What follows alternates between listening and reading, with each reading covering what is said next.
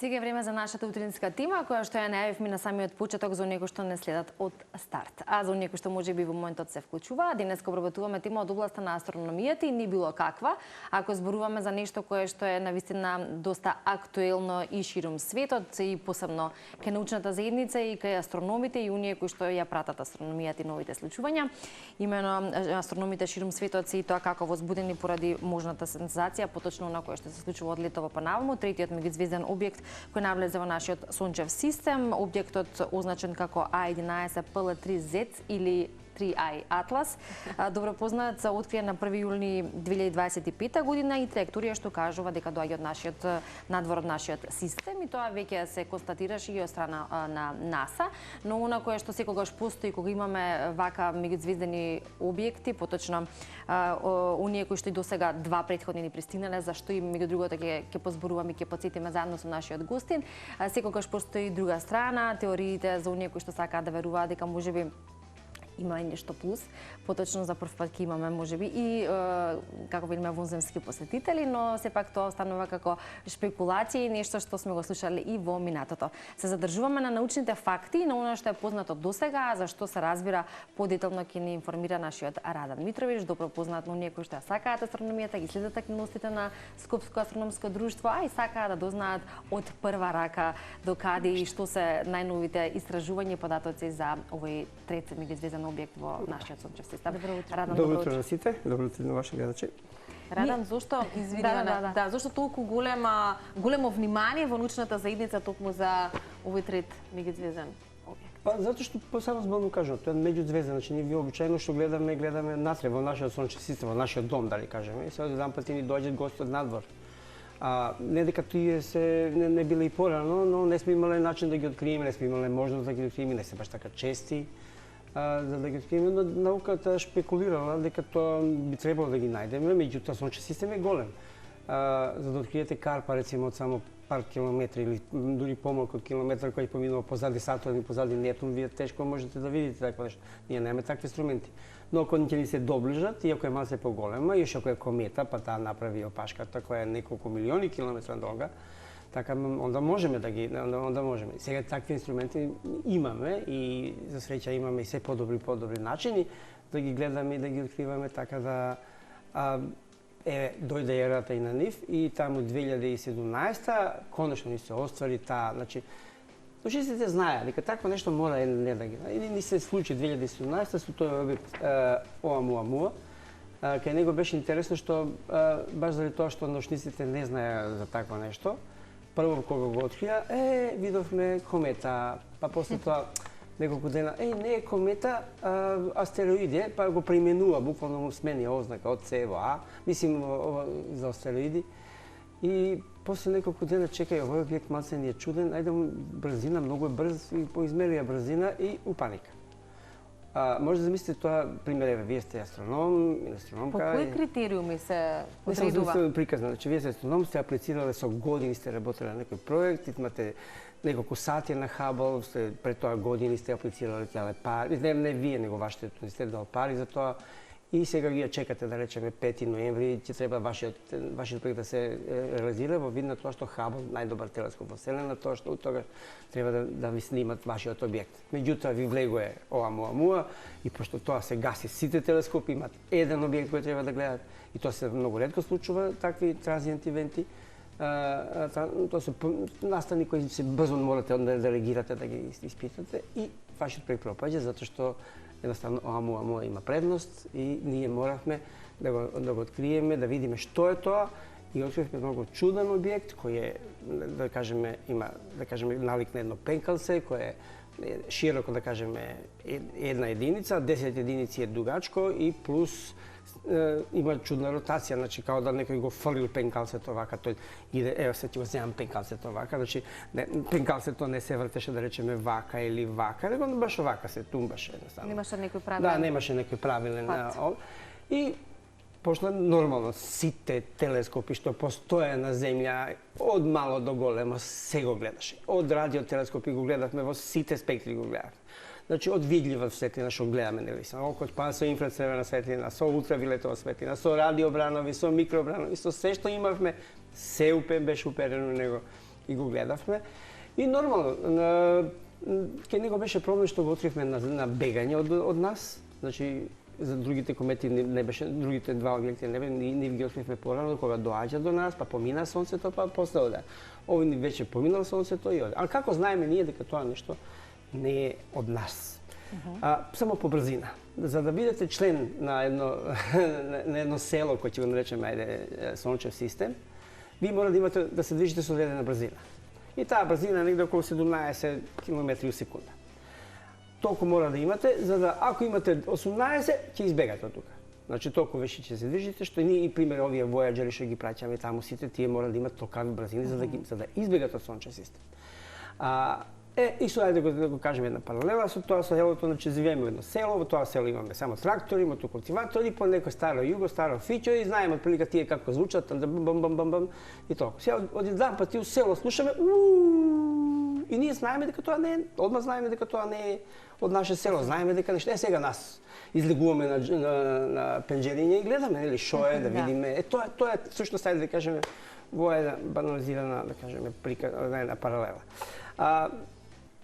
Сега имавме првиот век 2017, после 2 години ни се случи еден руски, тоа аматер, астроном, кој така често излегувал надвор, често сликал, гледал и открил вториот, тој се вика 2И Борисов.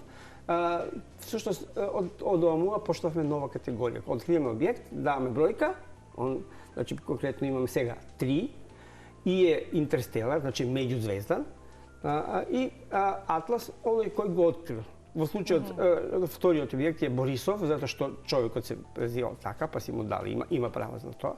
Комета 2И Борисов, така? Да, комета 2И Борисов. Во третиот случај е еден телескоп кој има телескопски комплекс кој се вика Атлас, тоа е еден кратен аналог за нешто и тоа е тоа што го откри, мада многу и поинтересно тоа, исто интересно е што Атлас е тој што прв открил и го препознал дека е тоа интерстелар објект, меѓутоа има и друг телескоп кој Вера Рубин го има забележано на камерите, меѓутоа тој беше во тест период и не се занимаваше, он има тој телескоп кој многу гледа и дава многу податоци и нема време да ги регистрира таквите објекти.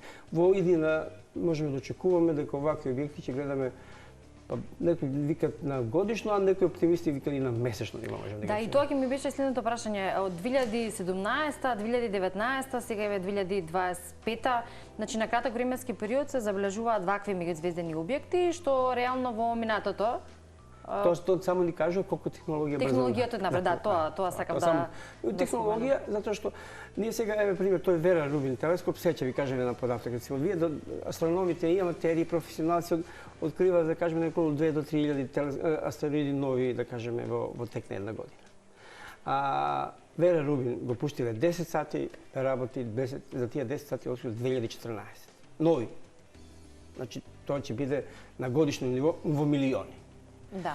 Само значи ви од еден пат имате подобра технологија. Едноставно подобар телескоп, подобра камера, само ни треба уште подобри и многу луѓе кои ќе можат тие податоци што ќе ги видат да ги искористиме. Сега тоа веројатно ќе се иде на вештачка интелигенција, кај што вештачка интелигенција ќе нас не ни требаат многу информации за тие што само што се вртат. Нас ни треба многу за нас како за луѓе за одзење, ни треба информација дали некој од тие иде кај нас.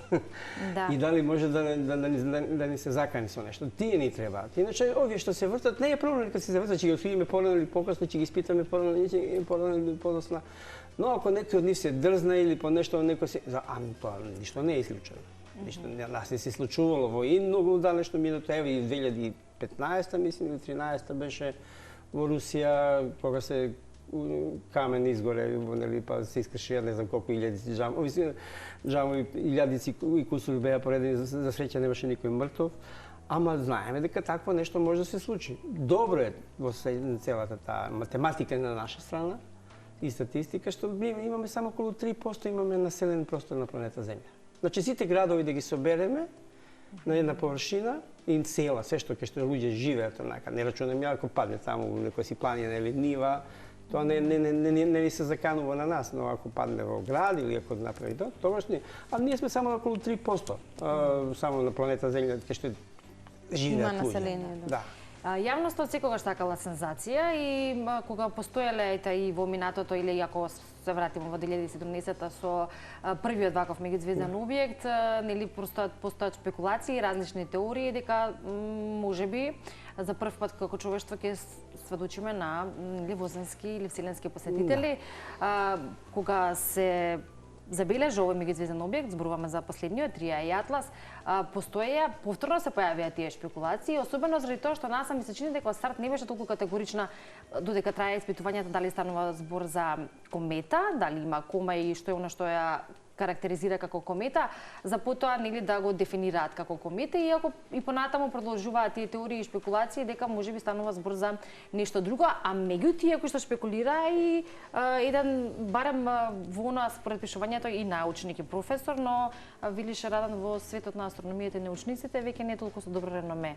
Воопшто не добро. Значи, знаете што во науката важи правило да јас ако нешто пронајдам, морам да го дадам тоа на јавноста да го провери. Можеме да кажам дека сега во оваа чаша имам сок од малина или нешто црвено, меѓутоа вие сте две исто мои колешки научници, од прво може да видите дека тоа е чисто, дека тука нема ништо црвено, нели, и автоматски ќе ме демантирате дека е тоа.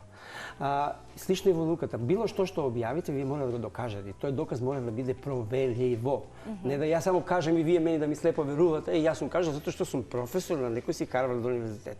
Тоа не важи во науката, но во науката не важи, мисли, добро е да бидете познат научник, да, добро е да биде познат научник, добро е, се тоа окей. И може да биде, и всушност и често и знаеме да паднеме на тоа реномето и да и многу луѓе сме се разочарали. Немојте да мислите дека Ајнштајн, рецимо, па и Тесла и сите тие големи научници имале големи киксови, да се значи. Тие, како се вика, ние си ги знаеме, си ги сакаме. Имали киксови, ама факт е дека дошла до големи научни откритија. Да, ама позади тоа им стојат, рецимо, едно од најголемите грешки во науката има направено нешто. Ама тоа никој не го. Тоа сам си признал, дури има си, како се вика, по него се и води грешката како Ајнштајн има грешка, значи дека он сам си ја признал дека таква грешка направил тоа. Не е тоа ништо проблем во науката, ама фино е да си признаш дека позади тоа дека ти си грешил, дека тоа ништо тоа не е страшно. Затоа што сите сме луѓе, сите работиме, нешто лошо измериме, лошо го протолкуваме и така натаму. Па и сепак е нели сама ново, не откриено никогаш. Она догма, Библија имаш кажано и тука мора да се држиш до тоа. Баш напротив, наука е тоа да се провери. Сега тој човек на вистина си како се вика, продаде вера за вечера. Како се викаше професорот? Ави Лоев, така нешто. Едноставно решил човекот да многу повише може да заработи ако... Добро, кој беше неговиот став еве за оние кои што малку помалку знаат? Неговиот став беше он се наслони на приказната од порано. Имаше еден многу интересен, ја го строго препорачувам на читателите, од Артур Кларк се вика Средба со Рама. Тој е научно-фантастичен, меѓутоа Артур Кларк е многу познат научник исто така. И писател на научно-фантастични романи и тој напиша баш многу слична книга на Оумуа. Објект кој многу личи на Оумуа, значи цилиндричен објект, правилен цилиндар, што не може во природа да се направи, значи се знае дека е вештачки направен. И ни доаѓа и ни оди. Едноставно така, ништо не ни прави, само ни доаѓа и ни оди. И нормално луѓето го откриваат и сега да не раскажам роман и да го испитуваат и така натаму, тоа ќе си прочитат гледачите ако сакат. И одеднапред ни доаѓа Рама. Рама доаѓа, значи само што не се вика Рама, го викаме Оумуа. Арно, тој се однесува баш онака како што треба да се однесуваат природни објекти. Нема забрзување, значи вие ако имате ракета, вие идете право, па ќе му даете малце да иде десно, па кога треба ќе идеме лево, па ќе направиме орбита, значи ние му кажуваме како, значи нешто мора да има. А овој си се однесува, си оди баш онака како што треба. Значи како што си тачно ние Њутонови закони како што си ги кажал, така си оди. Сега на крајот од малце одење малце како да забрза и почна да идем по друга патека. А тоа толку минимално што само научници може да го објаснат тоа со некакви си водородни испарувања, тој водород за малку тешко се детектира, поготово на тие далечени и така натаму, но остана право да шпекулираме, нели, да сонуваме. Јас малце повише ги почитувам земјаните, мислам дека се малце поинтелигентни од нас и дека имаат многу поинтелигентни начини да не шпионираат и дури не мора да бидат на милиони километри, јас сум сигурен да може да бидат дури тука меѓу нас и да немаме начин да ги откриеме. Ние веќе денеска имаме да можат луѓе да ни малтене да седиш дома у своја спална соба на 5-ти кат и да те гледа од водно или дрон да ти пушти околина да може да те снима и разговори и се. Немаме потреба за тоа. Мислим дека тие ако би дошле тука може и на водно да стават некој си многу малеско камерче и дрон кој ние не можеме ни да замислиме колку е мал, тука да биде до нас и да не да биде како една зрнце прашина на овие орнаменти тука на вашата. Да, затоа што ние располагаме со технологијата позната за на земјата, а не со технологија баш за тоа ви кажав. Со таа технологија што они би ги имале. Јас пример вчера гледав за луѓе што се коцкале, што играле покер и како варале, имало слушалка, како се вика на слушалка сега што ставаме уста во уши, малецка е колку зрно ориз. Значи може да буквално си ја ставам натре во уво. И некој му кажа како да игра. Вие може да седите овде до мене и да не слушате тоа, додека тој што ми е шпијун што треба да ви гледа вашите карти, а како ќе ја извади со магнет обично. Ќе ја вади. Пасите, тој зрно ориз е, како се вика, слушалка. Што денеска имаме таа технологија.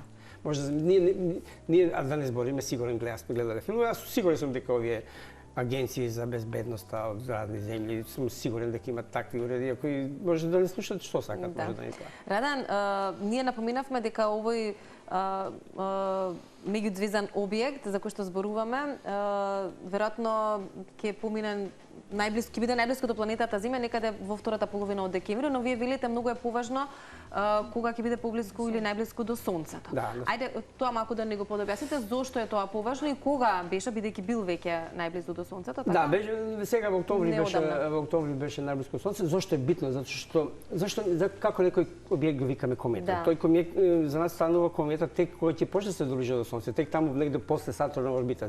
После пример таму орбитата на Уран и Нептун, тоа е некој си скоро 3 или 4 милиарди километри, тој објект е обична карпа.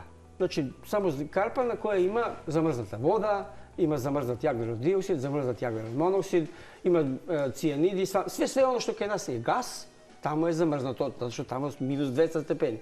Како тој објект, како карпа, доаѓа на кај Сонцето, Сонцето од својата топлина има така наречен сончев ветар, ја удира по таа карпа, удира и почнува полека да ја грее. Како тоа се грее, полека тие испаливи материи почнуваат како малецки гејзери да испаруваат. Како што доаѓа повеќе, доаѓа до, како се вика, измеѓу Сатурн и Јупитер, значи некој си помалку од милиарда километри, сончев ветар е поинтензивен, тие ерупции стануваат се поголеми и поголеми и се создава прво околу таа карпа се создава, кај да кажеме, како некој облак од гејзери, тие гасови, тоа викаме кома, се вика.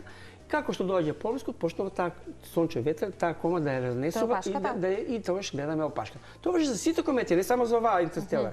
Тоа важи за сите комети. Како доаѓа на кај Сонцето и сега со сите комети важи едно, тие имаат период, пошто тие се овие што се долго периодични комети и оваа интерстелар комет и таа нешто слично, таа ќе ни само еднаш помине, ќе више нема, после тоа ќе си оди во меѓузвезден простор. Таа само ќе помине по Сонце, меѓутоа има една точка што е најблиско до Сонце, таа се вика Перихел. И тоа ќе биде најжешко кај неа, тоа ќе биде сонцето влијание, ќе биде најжешко. И тие денови или недели кои ќе биде најблиско, тоа сонце со своето како се вика влијание ќе удира. И таа како се опашка ќе биде се поголем. За жал кај нас нема да ја видиме таа опашката, затоа што ние сме речиси на спротивната страна од кометата на Сонцето и ние не можевме да видиме. Меѓутоа имавме некои си вселенски телескопи кои можеа да ја видат и имаше телескопи на Марс кои може да ја видат и сега тоа е сега интересно. Приказната која следи сега, во нареден период и во наредната година.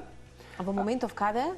Баш негде позади Сонцето. Баш сега пример, ево да кажеме, јас сум да кажеме како се вика објектот, Сонцето, не моја рака да кажеме кометата, ова е Сонцето. Земјата би била тука, значи буквално би вака, значи на скроз противна и затоа не можеме така да заокружи. Да, не можеме да гледаме на кај Сонцето. А зошто следува сега најинтересниот период? Сега ќе ви кажам зашто. Зашто всушност не е интересно да ние видиме, уопште да видиме зошто тоа што го викаме интерстелар или меѓузвездан објект.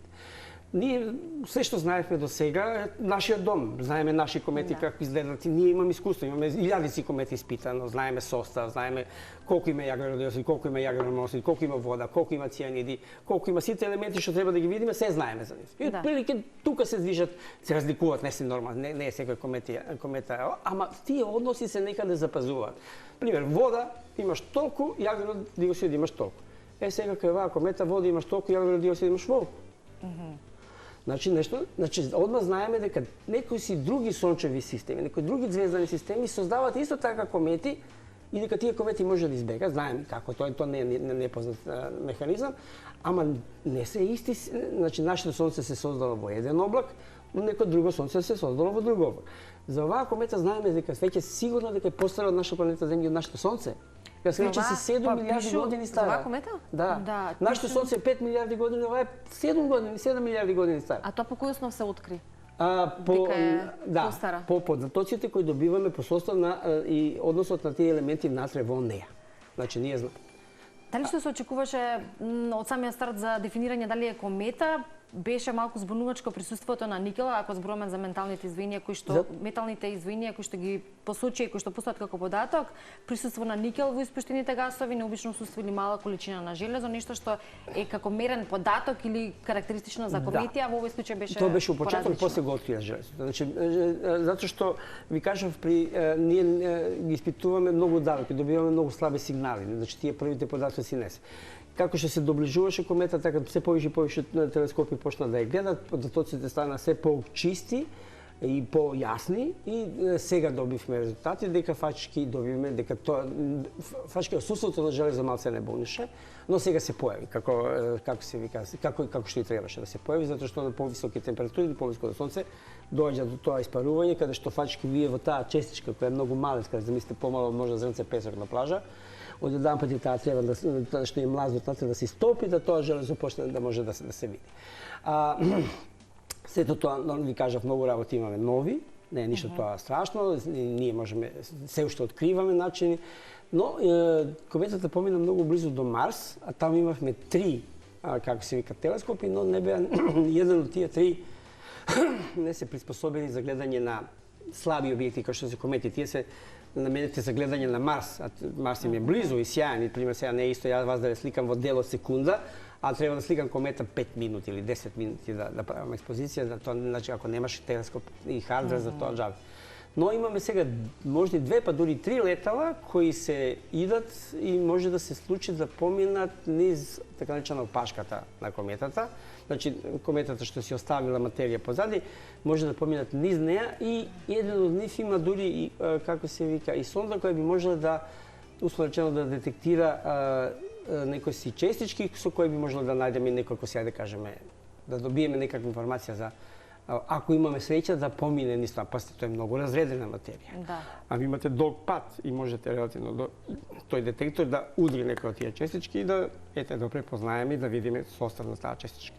Што би било многу интересно. Тоа ќе биде, мислим дека до година, мислим дека треба да се деси тоа. Тоа летало иде нека Јупитер, ама се погодува пошто и оваа комета иде низ таа ранина, ова ќе помине, ќе си отиде, и нашето летало ќе помине баш тука низ таа опашка и би требало да ги детектираме тие честички. Така да ќе се знаеме, значи наука ќе биде побогата за уште некој знаење. Да. Бидејќи ја споминавме староста и потеклото, за кои што постојат тие податоци, споминавме и потекнува од сончев систем постар од Сонцето, од нашиот. Звезден систем, да ги разбереме. Сончев систем е нашиот систем, Сонце си е наше, другите се звезди. Да, потекнува значи од многу постар систем, што се однесува до она кое, ајде да кажеме, е дополнително и како откритие, но и како значајност во научниот свет, колку ваквите меѓузвездени објекти го напредуваме во тоа поле во однос на откритија, сознанија, што тоа значи практично за нашето човештво? Едноставно можеме да знаеме повеќе за тоа што се случува околу нас. Значи ние можеме да си кажеме нас не интересира тоа, можеме да се откриваме само нас, меѓутоа нас не. Човештвото никош не било така, секој сме станали да знаеме што има позади Нова брдо. Да. Нели ние живееме овде, ама што има позади Нова брдо, па ќе таму брдо има поголемо брдо или позелена трева, па одиме да видиме што е зашто треба позади. Така и во науката. Ние секој знае, сакаме да знаеме што е тоа што не окружува, што е тоа како ние можеме учејќи за тие интерстеларни објекти да сознаеме нешто и за нас. Така да видиме да се измериме, да видиме, имаме сонце кое е создавало оваква комета, зошто таква комета нема кај нас, зошто тој состав нема кај нас. Значи ние добиваме информации за такви објекти. Сега ние имаме откриено само 3. Оваа година требаше да почне, ја мислам дека до крајот на оваа година више официјално ќе почне еден телескоп во Чиле, во Андите, се вика Вера Рубин. Тој телескоп е телескоп кој ќе промени многу астрономија. Тој е всушност телескоп кој ја фотографирал оваа комета за која збориме, нели, Интерстелар, пред да објави овој атлас, по кој се вика. Но меѓу тие милиони објекти кои ги открива, не го забележал.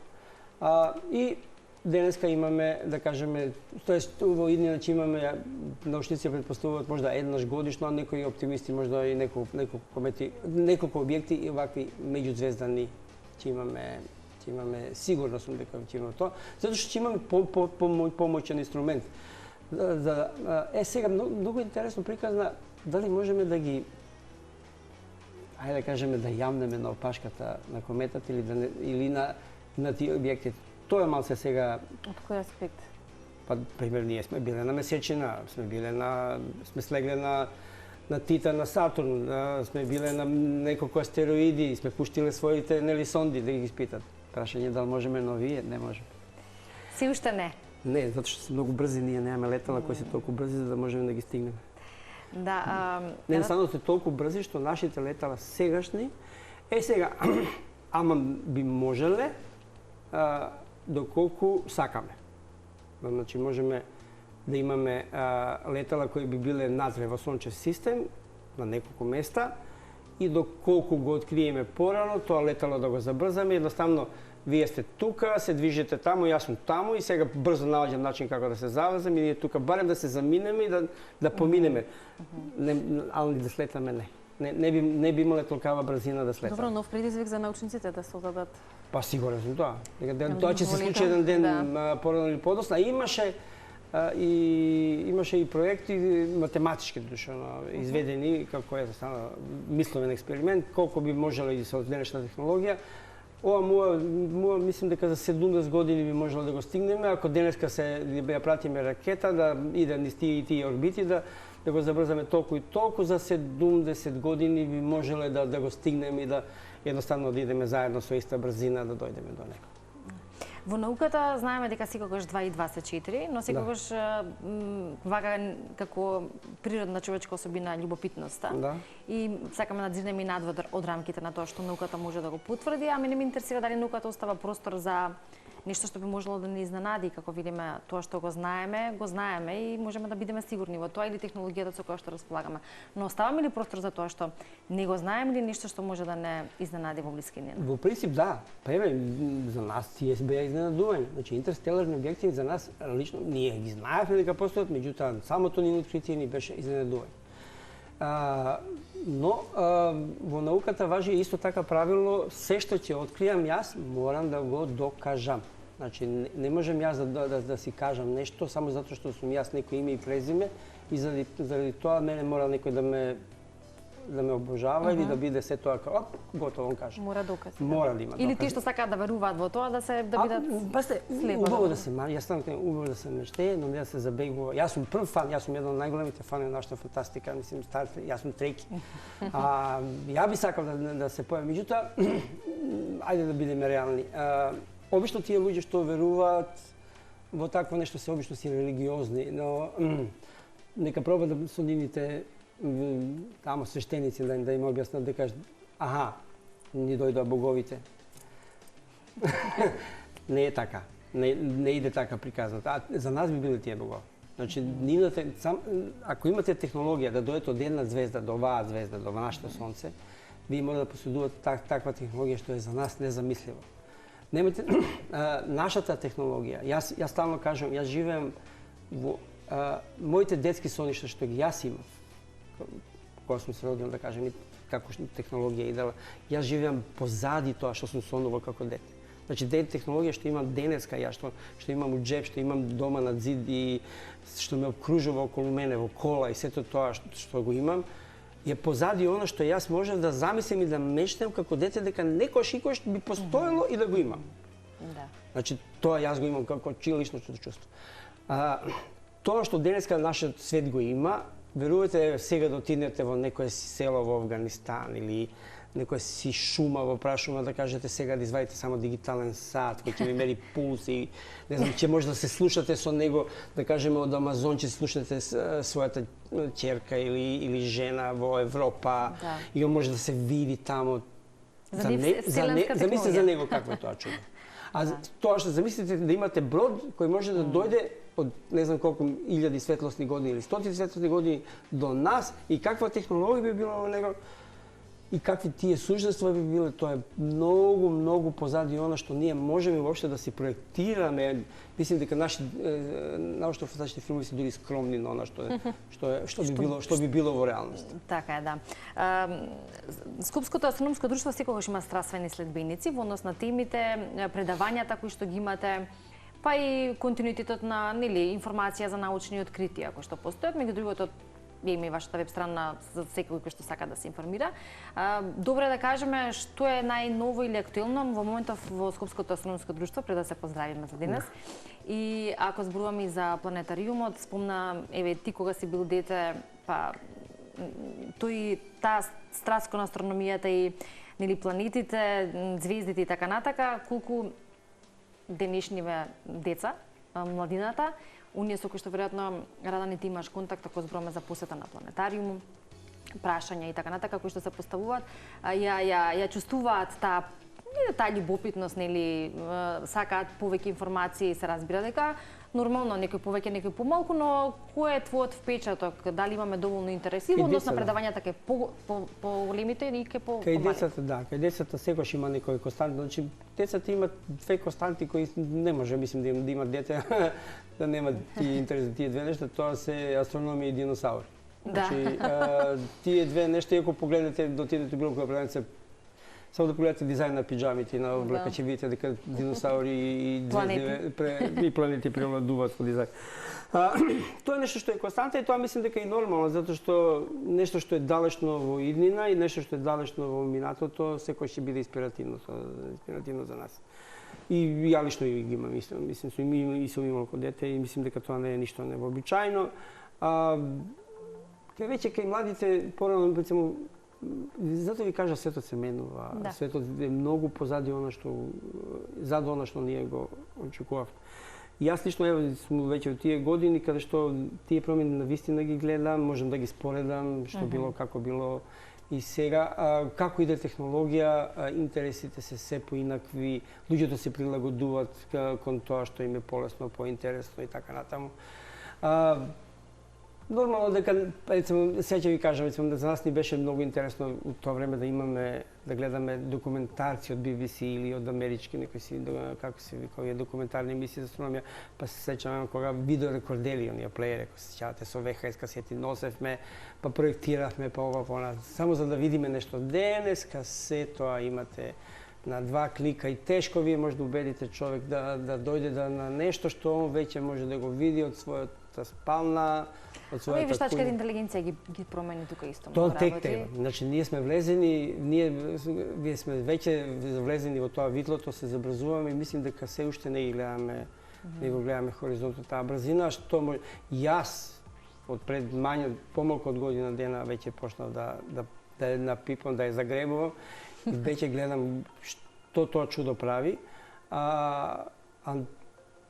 Мислим дека ќе се многу одрази на нашите животи и ќе мораме да научиме дека таа зверка ќе биде со нас уште подолго време. Да живееме со вештачка интелигенција. Па да, мислим дека многу ќе го промени нашиот. Исто како што интернет го промени нашиот живот. Да. Јас имав таа среќа да почувствувам експлозија на телевизија како феномен. И знам што значеше филм, се објавува дека имаше некој филм кој се вика Датари, обичен просечен филм, low production амерички, само за тоа што имаше лавови тигрови, ги испразни улици у бившата Југославија. И се што имаш, ако ви имате телевизор, ние двајца немаме од тебе да гледаме, затоа што и тоа беше во дневното, не беше дури ни вечерен термин. Телевизија, па интернет, значи генерација која што интернет имаше тоа, ама мислам дека телевизија имаше поголем удир, затоа што буквално едноставно брзо ги абсорбира гледа луѓето. Интернет исто така имаше, а ова зверка што ни влегува, мислам ја наречем фина зверка што ни влегува. Само треба да ја пригрлиме, да ја научиме и да не знаеме како да паметно да ја користиме. Никош не била употреба, никош не била проблем, злоупотреба. Да, така е, да. За жал интернет е, знаете сами, полно со, јас стално кажам, имате 99% дезинформација, само 1%. Ние тоа треба да учиме во школа. Тоа мислим дека треба да има поменет, ако нешто треба да се направи во школа, да се пробува што е информација, што е дезинформација. Тоа е многу битно затоа што денеска буквално живееме во ера на дезинформација и затоа што свете бомбардирани со овакви типови кои што Ави Лоев, кој без никакви аргументи, само со свој авторитет излегува и не заслепува со дезинформација. И тоа брзо се шири? Тоа се брзо шири, да. Па затоа што јас сакам да верувам. Јас сакам. За сите што сакаат да веруваат. Кој не сака? Кој не сака утре да дојде да каже, аха, еве ни го вселенски брод, еве ги доаѓате, еве вакви си или онакви си. Дали би било добро, не знам баш. Еве само вака да ви кажам. Значи ние имаме комотноста на живот кој ни возможува оваа модерна ера. Од интернет, од разни гаджети кои имаме и во дома, во автомобилите, тето тоа. Сето тоа ни доаѓа, ние всушност не разбираме како тоа работи. И зошто ни треба тоа.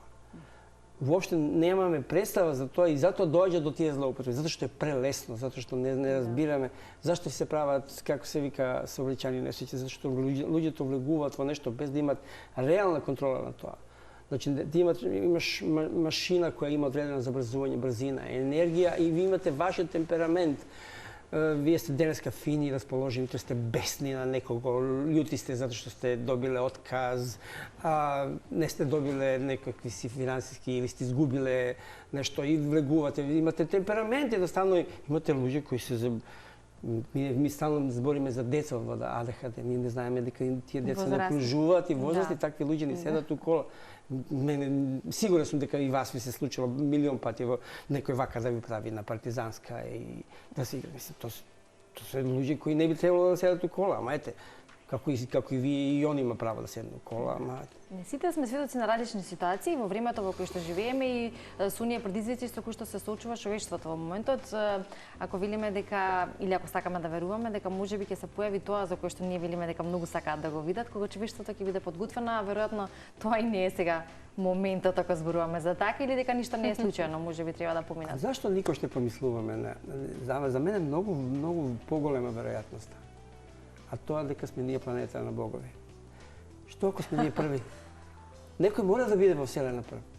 Во еден момент во Вселена се создала прва звезда, па таа умрела, па дошла втора, па се родили милиарди звезди. Ама у еден момент била прва. Ама тој момент во Вселена не трае една секунда или една минута. Како за прва треба да сме многу подалеку од тоа кај што сме сега, јас мислам. Моје лично Ама мислење. некој мора да биде прв. Јас многу повеќе сакам таа, мислим, не можам да ја докажам, да ви кажам. Ама повеќе како варијанта ми се многу повеќе свиѓа. Што ако сме ние први? А за сега буквално ни Вселена ни кажува така. Ние многу работи знаеме, ние многу работи гледаме. И ние нигде немаме никаков доказ дека тие се над. Ама нели е тоа контрадикторно дека ако сме први би требало да имаме, не да очекуваме поразвиена технологија што не ја знаеме, туку да бидеме ние ние се први во надеваме дека тоа. има, така? Ама ние не знаеме дека сме први. Тоа е една интересна тема која што веројатно ќе оставиме за некоја следна прилика, Радан, како неисцрпен извор на информација. Не, ама размислете за тоа. Ако сме ние први, ние сме планета на богови. Ние сме тие кои ќе сееме семето. Да, мислам дека дадовме неколку работи на кои што нети нашите гледачи и оние кои што се заинтересирани на овие теми можат да размислуваат. Таа наша инспирација за некоја следна тема од областа на астрономијата и нешто што би можело да не интересира, а сепак засновано на научни факти и она кое што е досега познато, иако се остава простори за непознатото.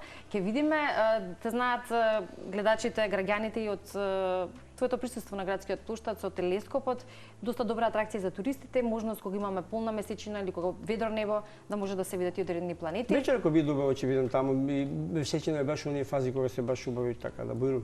Која е фазата на месечината сега? Млада, мислим до половината, ја сакам највише кога е половина, тогаш кратери се онака, вау. Значи може да се види можност вечер за ако е ведро. гледачите да дојдат вечерва и да Па да, погледнат. ако биде убаво време, ја планирам може да 4, сега више по Да, овој ќе се време, да, по овие време више да можеш да се јавиш.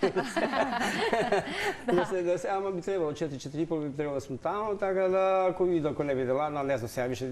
Сега тоа за тие варијабили се и кај мене чуди, знаете. Не се седи ако е многу ладно, ако нема луѓе и така. Да. Ако те начекаат на площад, ќе се дзирнат низ телескопот, ќе уживаат во убава гледка. Нешто на што барем сега можеме да уживаме, ако ништо друго, или преку видеата кои што ги имаме со или фотографиите кои што ни ги даваат овие телескопи за кои што денеска зборувавме. Радан, ти благодариме за времето и за можноста да може да дискутираме на оваа тема. Ќе бидеме ние тука за новитетите од Скопското астрономско друштво, доколку да, што ќе дојдат во земја и тука сме. И ние исто така.